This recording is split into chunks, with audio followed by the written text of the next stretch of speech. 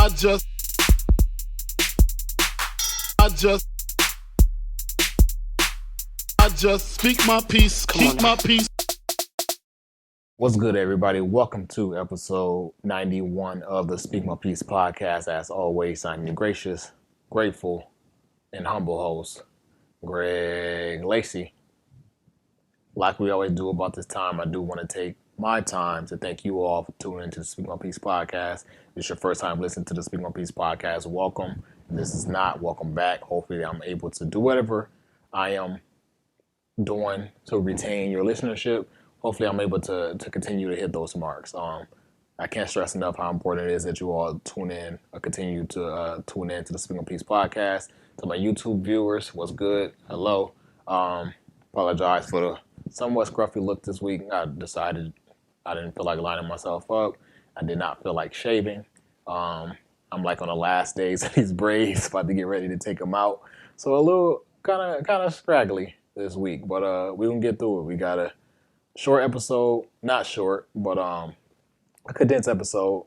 As you all have noticed, if you've been long fans of the Speak on Peace podcast, I've been trying my best to move away from those like the lengthy episodes and just focus on a couple of topics that still hit my marks and provide my takes on that.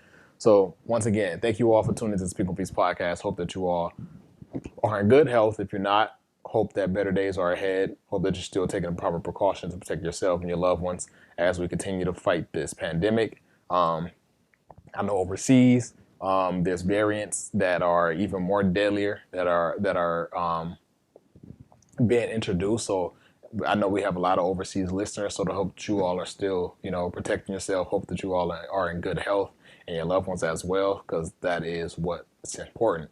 And I say that, and I'm kind of like remiss because I know I'm gonna get into a couple topics later on about things opening up back here stateside. But still, it's still important that we protect ourselves and our loved ones as we battle this coronavirus. Enough of that. Since this episode is going to be released on Thursday, and the next episode is not going to be released the next Thursday, we're going to miss Mother's Day. So I do want to start this episode off by saying happy early Mother's Day to all the mothers that may be listening to this podcast, to the children that are listening to this podcast. Make sure that you at the bare minimum, tell your mothers happy Mother's Day, tell them you appreciate them. That shouldn't go unnoticed. Someone who, was raised in a single home, and I know many people who are a single parent home. I know many people who, situations were similar to mine, even those who weren't, people who come up in dual family homes. The mothers are a very integral role in our lives. The sacrifices they make, both parents as well, but this is Mother's Day, so we won't focus on mothers. But just the sacrifices they make, all the hours to stand up, being the nurses, being the teachers, being the disciplinarians, and being the chefs, all the things that they provide for us. That shouldn't go unnoticed. So once again, happy early Mother's Day to all the special women out there in this world. Celebrating the holiday this week. Last week was kind of somber. I'm gonna start this episode off a little bit towards that, but I'm not gonna stay in it, so y'all bear with me. Again, the reason why I covered last week and the reason why last week took that turn that it did is because I had to let you all know what I was seeing and all the things that I was taking in and how that was affecting me. I did an okay job portraying that. I could have did a better job, but I think my main focus was just to get that out, because there are many other people who may have had weeks like I did, and where they were seeing the same type of things, and death was like a constant thing throughout the week. During that episode, one thing that I mentioned was just me not knowing exactly, what it was doing to me internally, and knowing that, it had some type of effect, and not really realizing. After I recorded the episode, I realized, why those stories was really sticking to me and why I had such, I don't want to say attraction, but I was just drawn to them and felt like I should have been affected by it. I realized that, I covered in this episode, covered a couple times, that summer of 2016, where my family, went through a bunch of losses. Me personally lost a great aunt, great grandmother, and a sibling, all in the span of like 1 month. maybe like a month and a half. And so it was a very just sad, melancholic summer for my family dealing with those losses. And I realized that now was the time that happened. So I think that's the reason why all of those stories had, aside from just the human being, aside from just the human factor of me, resonating, not even resonating, but me having some type of empathy for the lives lost and for the families who lost family members. Aside from that, I was also dealing with something that I forgot. Not that I forgot, but didn't realize that I was also dealing with. So then after I recorded that episode, and then the anniversary of not the anniversary. I don't want to say anniversary because that sounds terrible. The day that my brother life was taken, I guess the anniversary, my brother's homegoing. I don't know how to phrase that, but the day my brother's life was taken was exactly 5 years ago, 2 days ago. And so there was a death before. It was a death a week before his. It was his death. And then 3 or 4 weeks later, there was another death.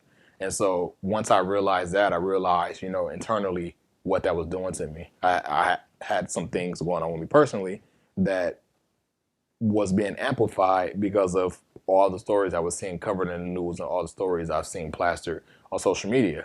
And so that was the reason for that, reason why that stuck out to me. That summer 16, and I stated here on this podcast many a times that I know that that's going to be like one of those years that I won't ever forget, no matter how old I get, just because of, emotionally what that summer did to me. Excuse me.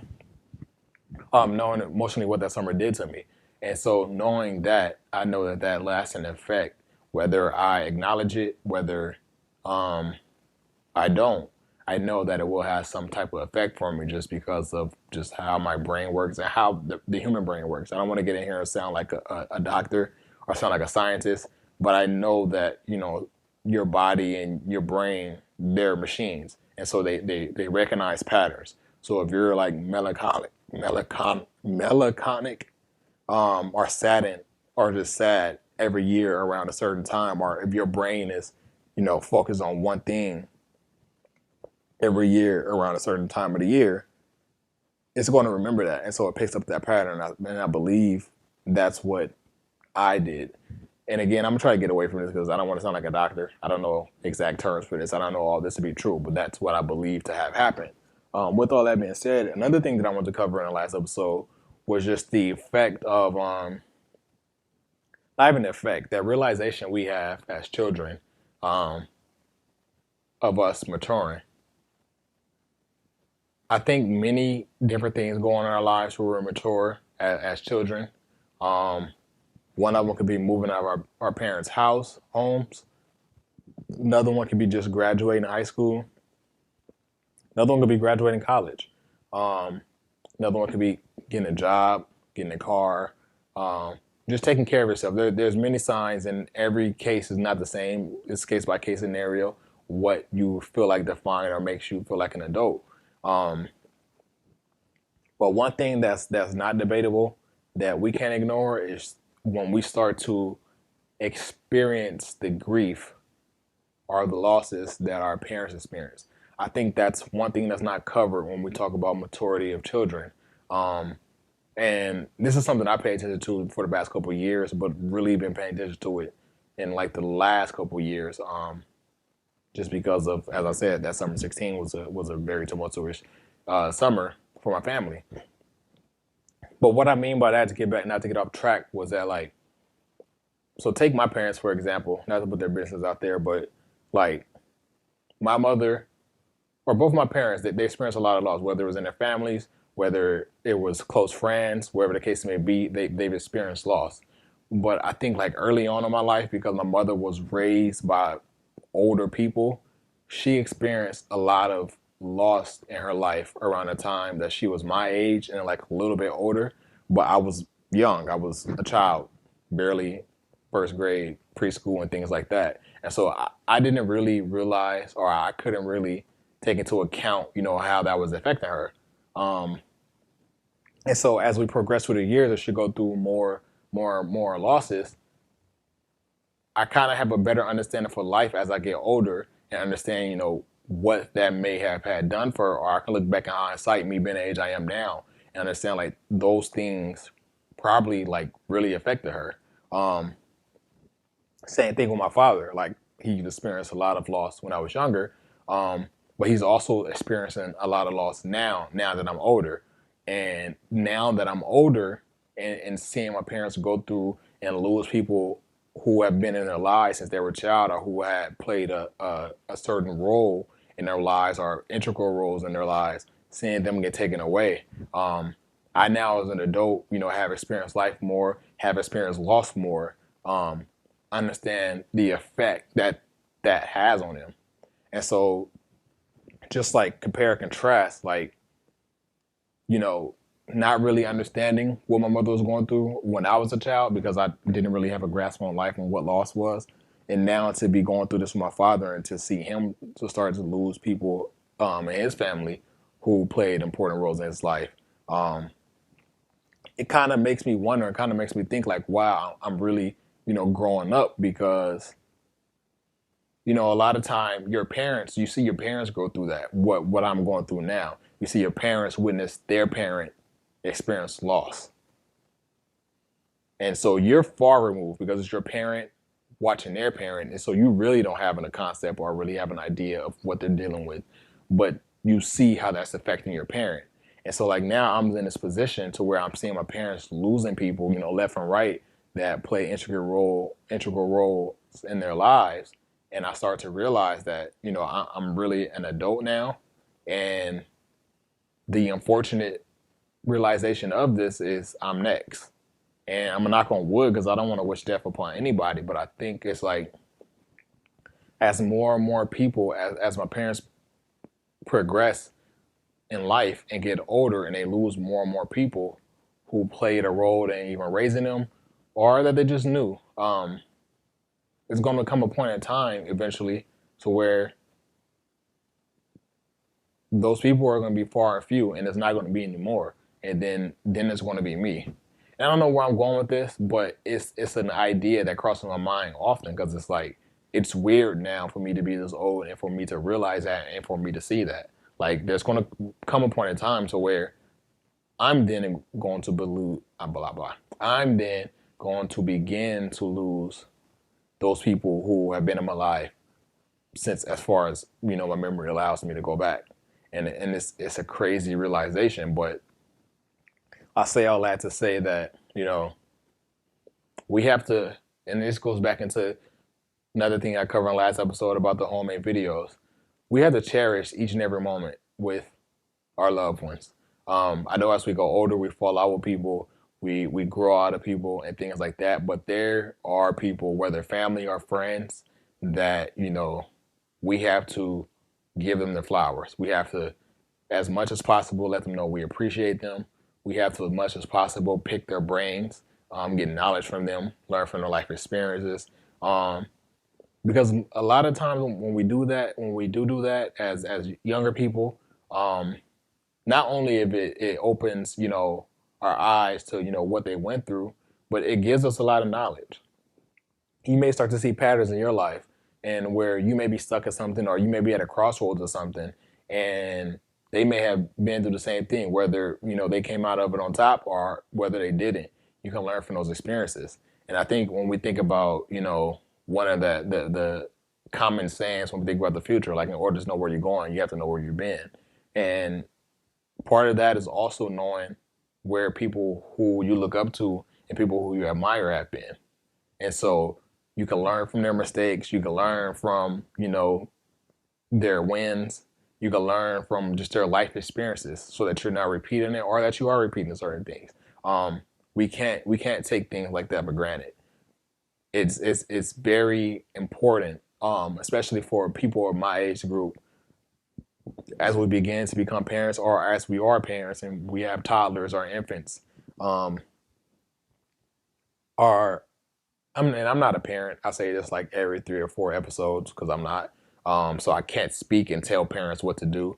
But just from me thinking of being a future parent, or someone who aspires to be a parent, I believe that one of the goals in being a parent is to to make your children or your child life easier, less difficult, or to run into less roadblocks than you did, while also letting them experience life.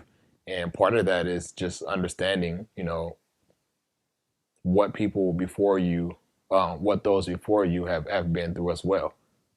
Because this is also a case by case scenario. Every parent ain't the same. Every child is not the same. But the experience we can give them, the tools we can give them, the knowledge we can give them betters our future.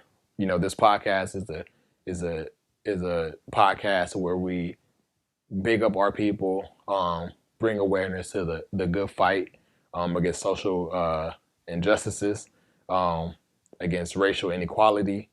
And when I think about things like that, and I've said a million of times that, I think that this problem, this disparities that we're dealing with now and have been dealing with for the past 400 years, it may not be resolved in my lifetime, or it may not be resolved toward the tail end of my lifetime. But in order for us to continue to progress and make this world a better place for our youth, to make this world an equal place for our youth, we have to equip them with as much knowledge as we can, with as much experience as we can, with as much as firsthand accounts as we can.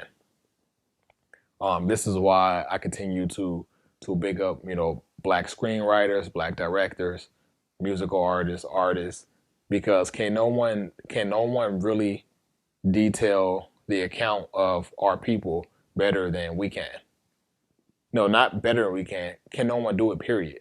We have to take things like that into account. I know y'all may think that, I'm getting off track and things like that, but it all ties in together. The more we tap into these people, the more we appreciate the people, the better we become as human beings. And as I said, I wasn't going to make this a sad episode, and so we're going to leave that there. But I say all that to say, once again, give your people their flowers. Reach out to them. Speak to them. Learn about their lives. Learn about what they went through, because it can do us wonders as we continue to progress in this racist world. Speaking even on that same note, while I'm transitioning, we're speaking about bridging the gap, man. One of those avenues for bridging the one of those avenues for bridging the gap has been entertainment. For me, at least, I know. Like, I'm someone who grew up on, cartoons on Saturdays, cartoons and cereal, and things like that, and really appreciated things like Marvel, really appreciated things like the WB, really appreciated things like all the cartoons that came up on Fox. And something that has done a great job in bridging that gap is Marvel. I grew up, Iron Man was one of my favorite superheroes. Obviously, X-Men and all of them as well. But the reason why I bring this up is because Marvel just announced, their Phase 4, their slew of projects coming next year and the year after that for the next 2 or 3 years. So that's a good sign. The world is opening back up. We're starting to see, concerts, festivals starting to be announced. We're starting to see movies announced. We're starting to see movies premiering. We're starting to see music dropping, which I'm gonna get into as well. And it's all good signs. So I'm gonna read this off real quick. But of the movies that Marvel has rolling out in the next couple of years, we have Black Widow, July 9th, 2021. Shang-Chi and the Legend of Ten Rings, September 3rd, 2021. I don't know exactly what that is, but it's Marvel, so it's good. Eternals, November 5th, 2021. Spider-Man No Way Home, December 17th, 2021. Doctor Strange in the Multiverse of Madness, March 25th, 2022. Thor, Love and Thunder, March 6th, 2022.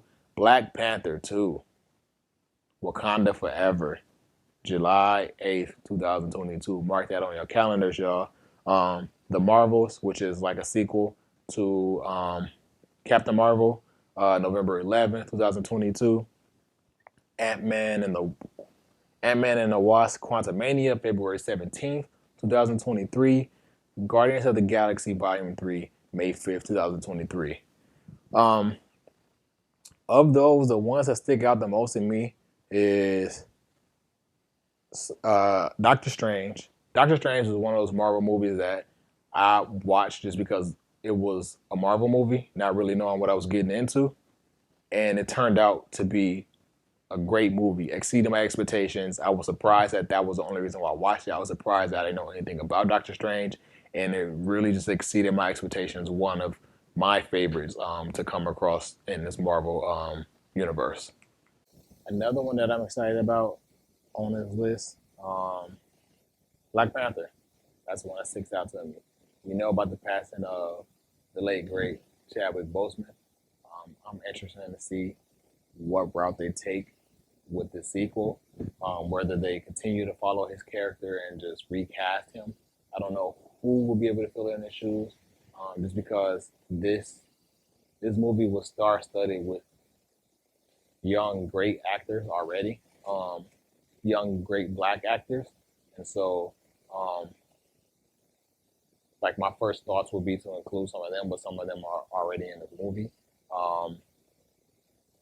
I feel like if they were to recast him, it may have to be someone we don't know. It may have to be someone's first time. I just don't know how you feel the role of Chadwick Boseman as the Black Panther. He did so well, but I'm interested to see whether they continue to follow T'Challa, whether they follow Killmonger, Michael B. Jordan's character, whether they follow T'Challa's sister Sherry, whatever role or whatever avenue they decide to go down. I mean, I know that they'll kill it. This goes back to the point I was just making about representation and us telling our own stories. Granted, this is nonfiction, so take that for what it is. It's based on a superhero, but the fact that it's based in Africa and it's a superhero that's from Africa, who better than tell that than our people?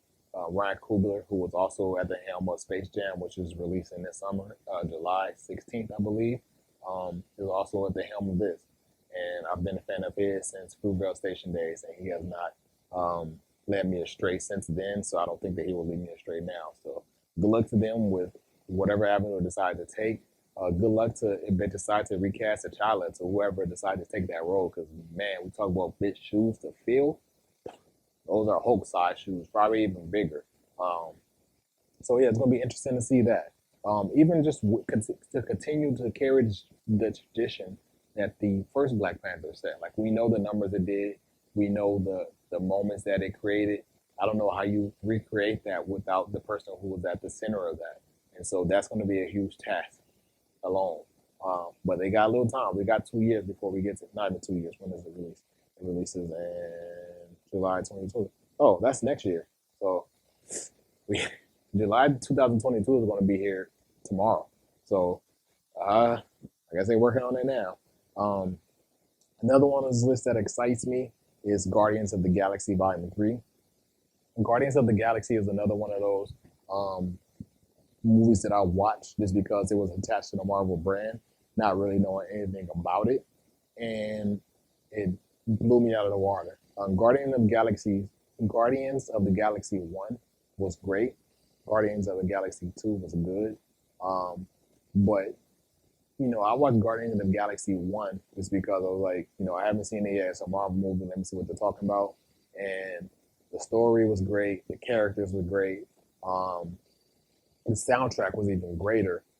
And so I instantly became a fan just off of watching that. So when 2 came out, I was like, I'm going to watch it off the rip because they done me well with 1. So I'm interested to see how Volume 3 goes, especially in the post-Thanos world, to see what direction we're taking. But that one, I believe, wraps up Phase 4.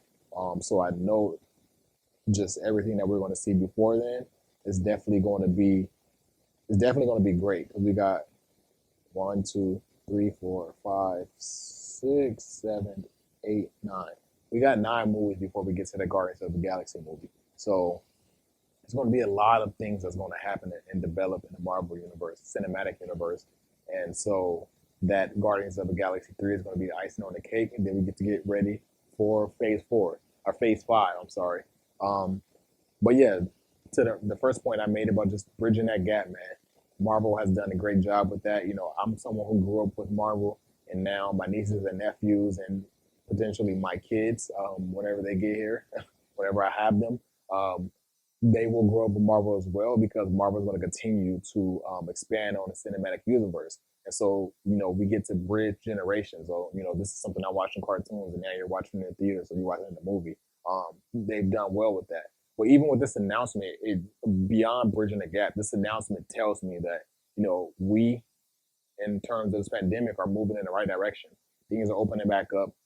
Companies are feeling more comfortable with releasing big name movies because they feel like people are going to be in theaters, and they're going to be able to make that revenue that they put behind, production and things like that.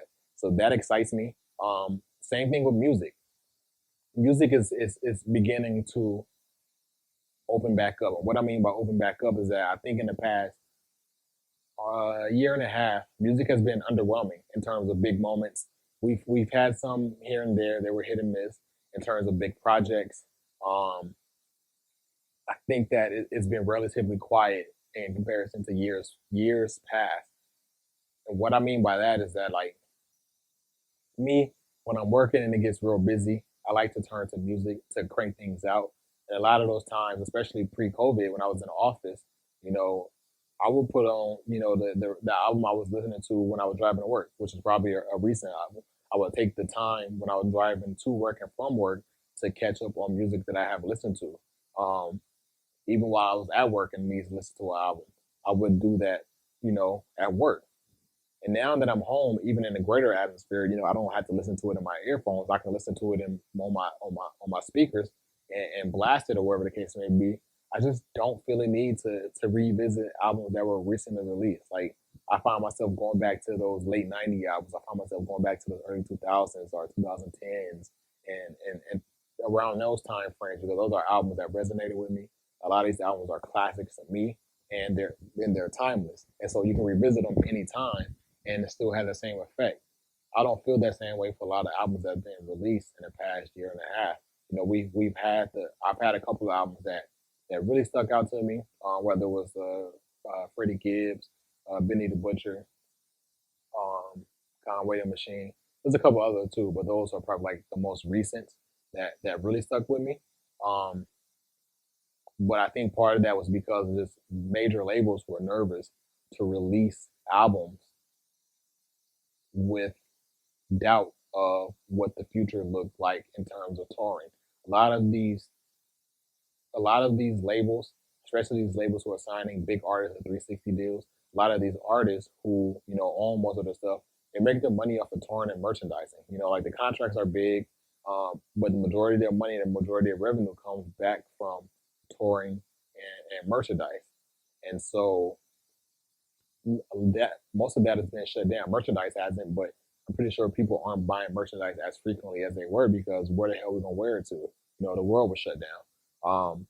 But I think that things are opening back up because just this week we had, two big labels announce droppings.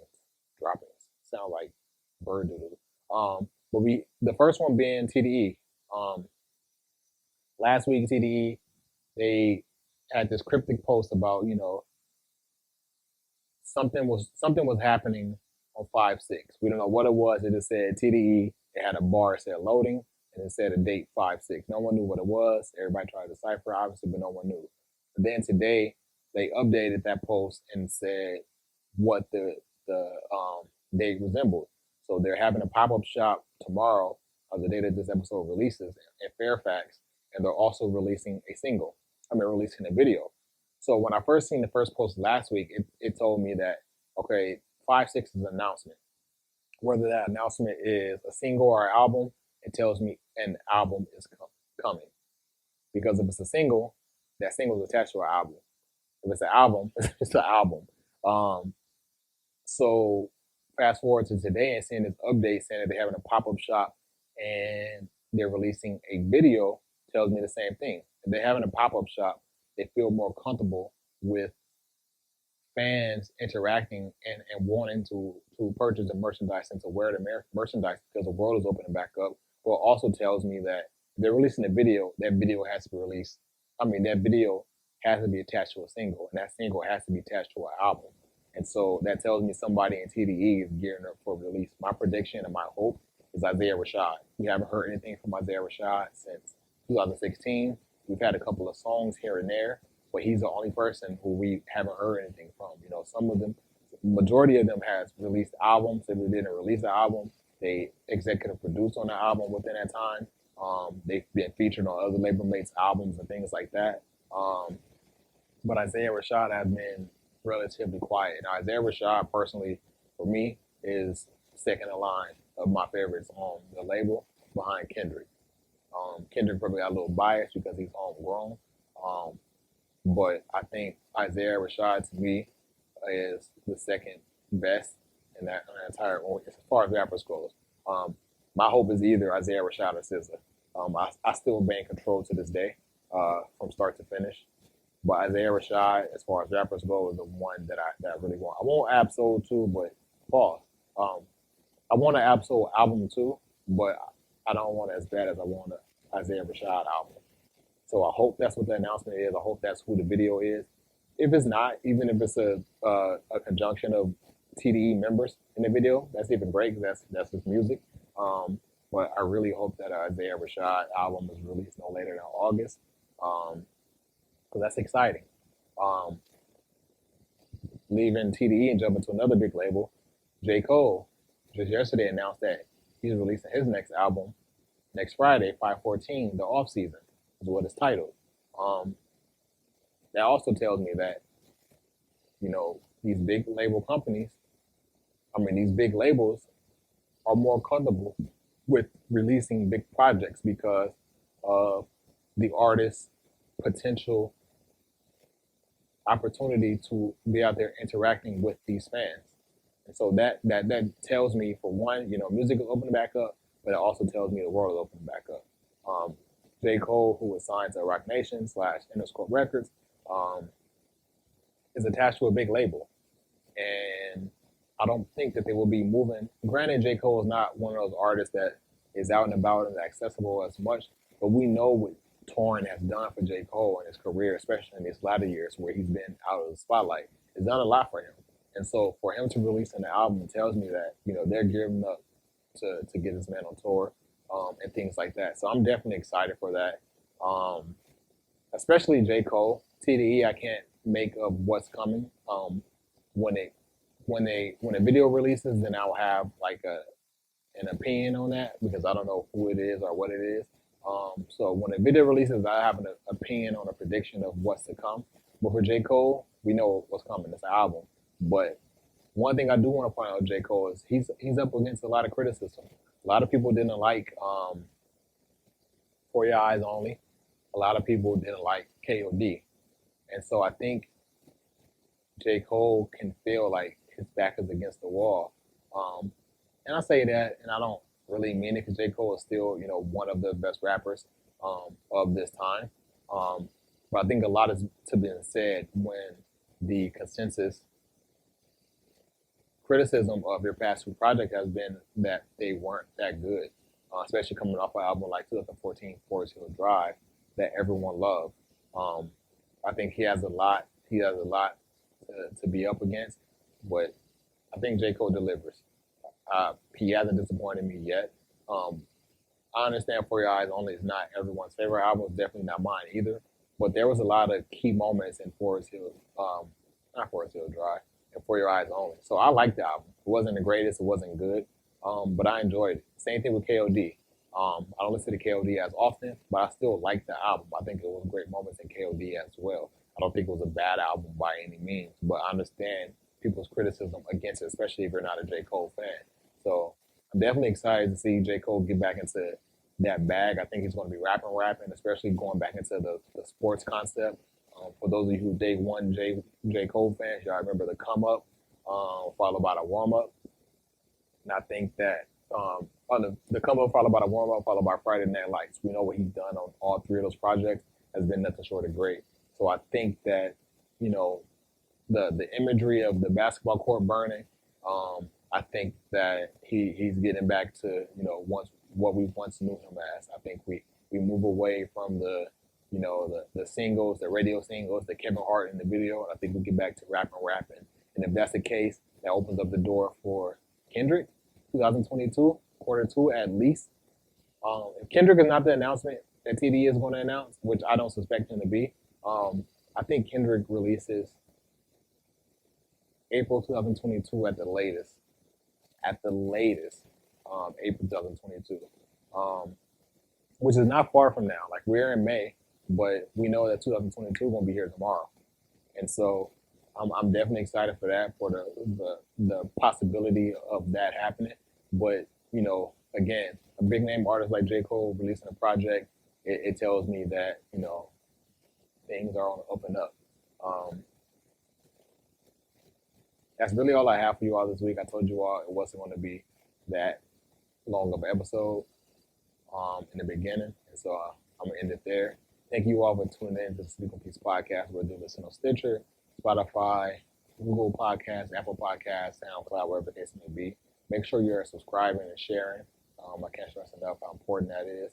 If you're watching on YouTube, thank you for tuning in. Make sure you are subscribing and sharing. That's equally as important. My what to watch for this week, we can go with City on the Hill on Showtime. Once again, my what to watch for this week, we can go with City on the Hill on Showtime. That's the Speak My Peace podcast for this week. I'm out.